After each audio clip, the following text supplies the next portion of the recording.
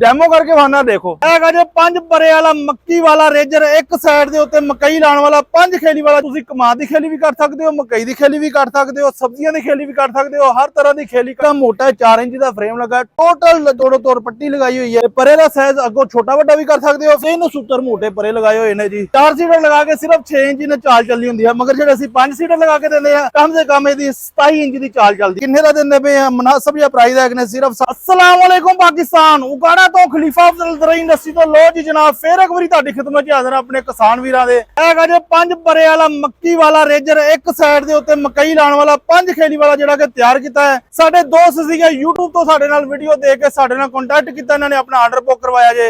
अलहमदुलिल्लाह बिल्कुल रेडी हैगा जे अपने नवे घर जाण वास्ते। मैं छोटा जिहा जिहड़ा तुहानूं एक ਡੈਮੋ ਕਰਕੇ ਵਾਹਨਾ ਦੇਖੋ।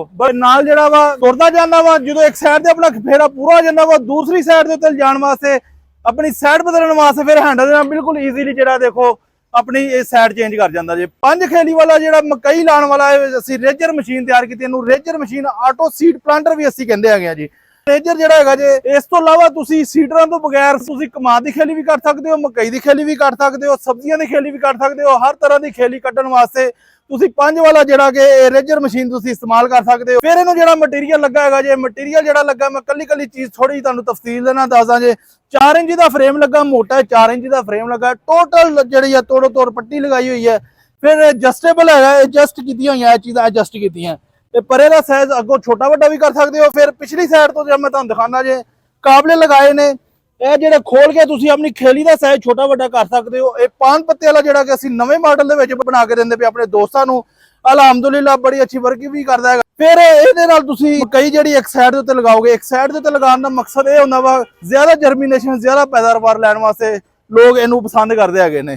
ਠੀਕ ਆ ਜੀ। ਫਿਰ ਅੱਗੇ ਆ ਜਾਓ, ਇਹਨੂੰ ਜਿਹੜਾ ਮਟੀਰੀਅਲ ਇਸਤੇਮਾਲ ਕੀਤਾ ਹੋਇਆ ਜੇ, ਅੱਗੇ ਜਿਹੜੇ ਹਾਲਿਆਂ ਨੂੰ 2 ਕਾਬਲੇ ਲੱਗੇ ਹੋਏ ਨੇ। ਪਰੇ ਜਿਹੜੇ ਅਸੀਂ ਇਹ ਦਿਖਾ ਸਕਦੇ ਆ, ਦੇਖੋ ਇਹ ਪਰੇ ਜਿਹੜੇ ਹੈਗੇ ਨੇ, ਇਹਨੂੰ ਸੂਤਰ ਮੋਟੇ ਪਰੇ ਲਗਾਏ ਹੋਏ ਨੇ ਜੀ। ਫਿਰ ਇਹਨੂੰ ਤੁਸੀਂ ਬਿਲਕੁਲ ਬਗੈਰ ਫੋਲਡਿੰਗ ਤੋਂ ਵੀ ਇਸਤੇਮਾਲ ਕਰਦੇ। ਇਹਨੂੰ ਚੁੱਕ ਕੇ 2 ਬੰਦੇ ਜ਼ਰਾ ਜ਼ੋਰ ਵਾਲੇ ਜਾਣ ਵਾਲੇ ਚਾਹੀਦੇ ਹੈਗੇ ਨੇ। ਇਹਨੂੰ ਚੁੱਕਣ ਵਾਸਤੇ ਇੱਕ ਸਾਈਡ ਤੋਂ ਦੂਸਰੀ ਸਾਈਡ ਤੋਂ ਤਾਂ ਨੂੰ ਚੁੱਕ ਕੇ ਆਪਾਂ ਫੋਲਡ ਕਰ ਸਕਦੇ ਹਾਂ।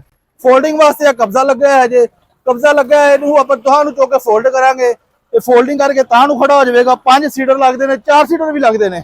4 ਸੀਟਰ ਲਗਾ ਕੇ ਸਿਰਫ 6 ਇੰਚ ਦੀ ਚਾਲ ਚੱਲਦੀ ਹੁੰਦੀ ਹੈ, ਮਗਰ ਜਿਹੜੇ ਅਸੀਂ 5 ਸੀਟਰ ਲਗਾ ਕੇ ਦਿੰਦੇ ਆ ਕਮ ਸੇ ਕਮ ਇਹਦੀ 27 ਇੰਚ ਦੀ ਚਾਲ ਚੱਲਦੀ ਹੈ। 27 ਇੰਚ ਦੀ ਚਾਲ ਚੱਲਣ ਵਾਸਤੇ ਦੂਸਰੀ ਸਾਈਡ ਦੇ ਉੱਤੇ ਜਿਹੜੀ ਇਹਨੇ ਮਕਈ ਲਗਾਣੀ ਹੁੰਦੀ ਹੈ। ਮਕਈ ਜਿਹੜੀ ਆ ਇੱਕ ਦਾਣੇ ਦੀ ਗਾਰੰਟੀ ਹੁੰਦੀ ਹੈ। ਜਿਹੜਾ ਅਸੀਂ ਸੀਡਰ ਦਿੰਦੇ ਆ ਜੀ, ਇੱਕ ਦਾਣੇ ਦਾ ਮਤਲਬ ਇੱਕ ਦਾਣਾ ਲਗਾਏਗਾ। ਕਿਸੇ ਵੀ ਕਿਸਮ ਦੀ ਕੋਈ ਵੀ ਪ੍ਰੋਬਲਮ ਹੋਵੇ ਅਲਹਮਦੁਲਿल्लाह ਪੂਰਾ ਫੀਡਬੈਕ ਦੇਈਦਾ ਅਸੀਂ ਆਪਣੇ ਕਸਟਮਰ ਨੂੰ। ਇਹ ਕਿੰਨੇ ਦਾ ਹੈਗਾ, ਕਿੰਨੇ ਦਾ ਤਿਆਰ ਹੋਇਆ ਜੇ, ਸਾਰਾ ਮਟੀਰੀਅਲ ਵੀ ਤੁਹਾਨੂੰ ਦੱਸ ਦਿੱਤਾ ਜੇ। ਫੋਨ ਨੰਬਰ ਮੇਰਾ ਨੋਟ ਕਰ ਲਓ 0345 7545 358 0345 7545 358 ਮੇਰਾ ਫੋਨ ਨੰਬਰ ਹੈਗਾ ਜੇ। ਇੱਥੇ ਰਾਬਤਾ ਕਰਕੇ ਤੁਸੀਂ ਹਰ ਤਰ੍ਹਾਂ ਦੀ ਡਿਟੇਲ ਲੈ ਸਕਦੇ ਹੋ। ਸਿਰਫ ਰੇਜਰ ਨਹੀਂ, ਇਸ ਤੋਂ ਇਲਾਵਾ ਰੂਟਾਵੇਟਰ, ਗੋਬਲ, ਹੱਲ, ਕਰਾ, ਰੇਜਰ ਹਰ ਤਰ੍ਹਾਂ ਦੀ ਮਾਲੂਮਾਤ ਲੈ ਸਕਦੇ ਹੋ ਜਨਾਬ। ਕਿੰਨੇ ਦਾ ਦਿੰਦੇ ਪਏ ਆ? ਮੁਨਾਸਬ ਜਿਹਾ ਪ੍ਰਾਈਸ ਹੈ ਕਿ ਸਿਰਫ 4.5 ਲੱਖ ਰੁਪਏ ਦਾ। ਜਿਹੜੇ ਵੀ ਦੋਸਤ ਨੂੰ ਚਾਹੀਦਾ ਹੈ 5 ਪਰੇ ਵਾਲਾ, ਇੱਕ ਸਾਈਡ ਤੇ ਮਕਈ ਲਾਉਣ ਵਾਲਾ 4.5 ਲੱਖ ਰੁਪਏ ਦਾ, ਇਹ ਆਪਣੇ ਘਰ ਜਾ ਰਿਹਾ ਜੇ। इंशाल्लाह जल्दी आदि वर्किंग वीडियो अपलोड की। जज़ाकल्लाह, अस्सलाम वालेकुम।